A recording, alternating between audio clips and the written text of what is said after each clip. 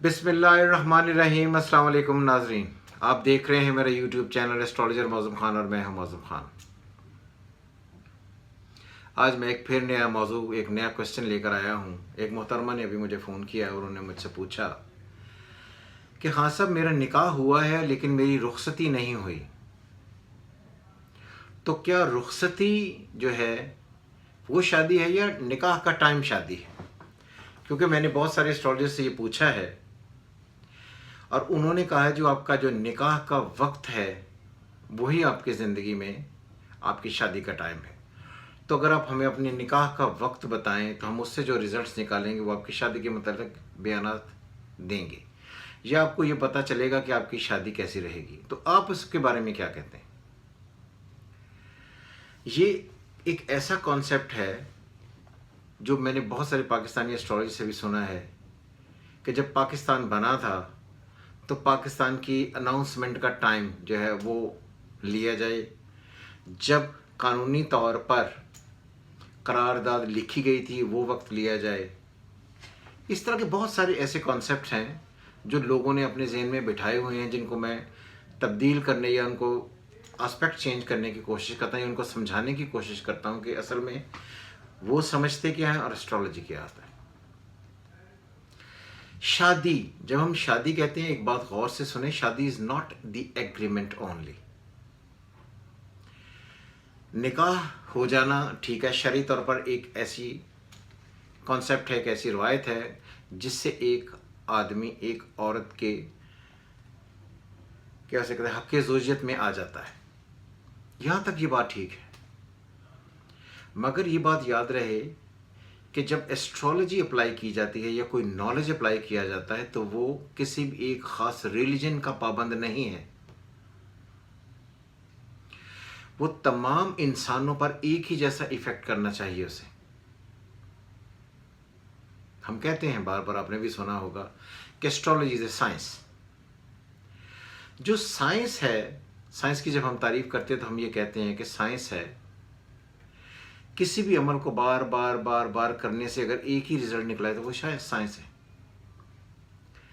जब हम साइंस को रिलीजन में लाकर उसको एक नया रंग देते हैं तो वहां पर ये चीजें खराब होना शुरू हो जाती हैं। कुछ लोग ऐसे भी हैं, जैसे मजहब तो एक ख़ास एज के बाद, यानी जब इस्लाम आया 1400 साल पहले, तो उन्होंने आकर कॉन्सेप्ट दिया कि आप निकाह की रवायत जो है इसको कामयाब करें।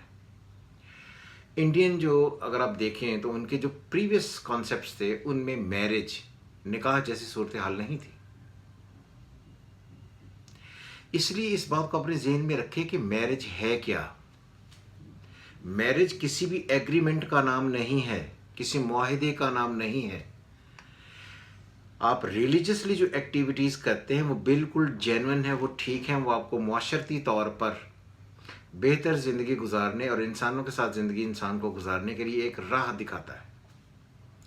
लेकिन जो असल एस्ट्रोलॉजी है, astrology is a physical and mental relationship between both opposite sex, that is called a marriage. इसकी मैं एक आपको मिसाल दे देता हूँ। Aishwarya Rai is a very famous actress, Indian actress. उन्होंने पहले एक केले के दरख्त से शादी की, मुहूर्त निकाला होगा, टाइम दिखाला होगा। फिर उन्होंने एक बंदर से शादी की, उन्होंने डेफिनेटली मुहूर्त निकाला होगा, टाइम निकाला होगा कि इस वक्त क्या हालात रहेंगे। फिर उन्होंने अभिषेक से शादी की और उनका भी मुहूर्त निकाला होगा, क्योंकि इंडियंस तो हर चीज़ का मुहूर्त निकालने में काफ़ी आगे हैं और कोशिशें करते हैं कि मुहूर्त की वजह से उन सारी चीज़ों को जस्टिफाई किया जाए। मैंने अब पहले कहा कि ना मैरिज एग्रीमेंट है, ना एक लेटर है, मजहबी उसको एक रंग दिया जाता है। जैसे हम कहते हैं निकाह करना इज़ ए मजहबी रसूमात, बहुत ही अच्छी बात है, ये करना चाहिए, ये ज़रूरी है, ये सबके लिए ज़रूरी है। लेकिन असल में शादी जो है is a physical and mental relationship between two opposite sex. जब उन्होंने केले से शादी की, केले के दरख्त से शादी की, तो तब भी डेफिनेटली कोई फिजिकल लिंक नहीं बना, वो मुहूर्त उन्होंने निकाला ही होगा। फिर उन्होंने मुहूर्त निकाला कि बंदर से शादी की जाए, फिर उन्होंने शादी की, उसमें भी फिजिकल लिंक नहीं हुआ। फिर उन्होंने शादी की अभिषेक से। जिसे अब उनकी औलाद है। तो इसलिए ये बात याद रहे कि शादी एक सिंगल कॉन्ट्रैक्ट होता है, लेकिन उसे दो आदमी मिलकर अपोजिट डायरेक्शन से मिलकर उसे चलाते हैं। इसलिए फिजिकल और मेंटल दो मुख्तलिफ जिन्सों का मिलकर इकट्ठा होना शादी है। इसलिए अगर आपके जहन में कहीं भी ये कॉन्सेप्ट कभी भी आए कि जी शादी के टाइम का मुहूर्त आपकी ज़िंदगी को रूल करता है, ऐसा कोई कॉन्सेप्ट एस्ट्रोलॉजी में नहीं है। हमें अल्टीमेट डेस्टिनी पढ़नी है। जैसे हम अगर किसी की शादी पढ़ते हैं तो हमें ये पता होना चाहिए, जो एस्ट्रोलॉजर्स हैं वो पढ़ते हैं, देखते ही पता चला लेते हैं कि इसकी शादी चलेगी या नहीं चलेगी। हम जितने मर्जी उसके मुहूर्त निकाल लें, हम जितने मर्जी सोच और समझ से निकाह का वक्त तय कर लें। आपने बहुत दफ़ा सुना होगा ज़िंदगी में, और आपको कई दफ़ा आपको फिल्मों में भी ये डायलॉग सुनना होगा कि जोड़े आसमानों पर बनते हैं। उसका मतलब ये है कि जो ताल्लुकात या जो तकदीर अल्लाह ने आपके लिए लिखी है, अटल फैसला है वो। इसीलिए हम कहते हैं अल्टीमेट चार्ट में अल्टीमेट डेस्टिनी पढ़नी होती है। ये जो मुहूर्त निकाल कर आपको फंसाते हैं, आपको बेवकूफ़ बनाते हैं और आपसे पैसे ईंटते हैं इस वजह से कि उन्होंने मुहूर्त निकाला, ये टाइम बहुत अच्छा था, ये तो दैट इज़ कॉल्ड इट वक्ती जायचा। उस वक्त प्लानिटरी कंडीशन क्या थी।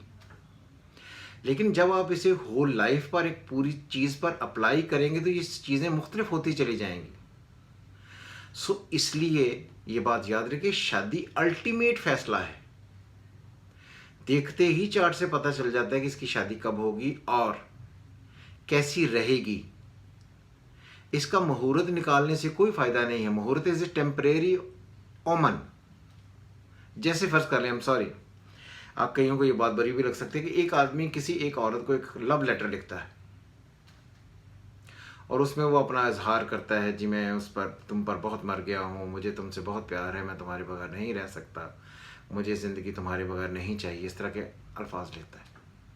ये हो गया उसका ख्याल, और यही लेटर उस औरत ने यानी कि अपोजिट ने पढ़ा या मर्द ने पढ़ा और उसे कबूल कर लिया। अब that is the mental agreement जिसे हम प्यार कहते हैं। But when we go for marriage, marriage is a physical union, it's a different concept. इसलिए ये जो लेटर लिखना, ये एग्रीमेंट कर लेना या निकाह की सूरत में किसी चीज़ को कर लेना, लेकिन उसके दरमियान में फिर फिजिकली अलग अलग होकर रहना और एक ख़ास टाइम तक इकट्ठे ना होना, मैरिज नहीं कहलाता।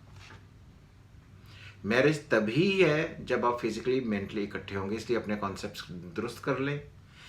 कॉन्सेप्ट्स अपने जब बेहतर कर लेंगे तो आपको ये बात आसानी से समझ आ जाएगी। इसलिए अगर आपको ये कहे, आपको ये समझाने की कोशिश करे कि मुहूर्त बहुत इम्पॉर्टेंट होता है, निकाह का वक्त बहुत इम्पॉर्टेंट होता है, ऐसा कोई कॉन्सेप्ट एस्ट्रोलॉजी में नहीं है। शादी और चीज़ है, ये ख्यालात और ये कॉन्सेप्ट बनाने बड़ी अलग बात है। अब मुझे बताएं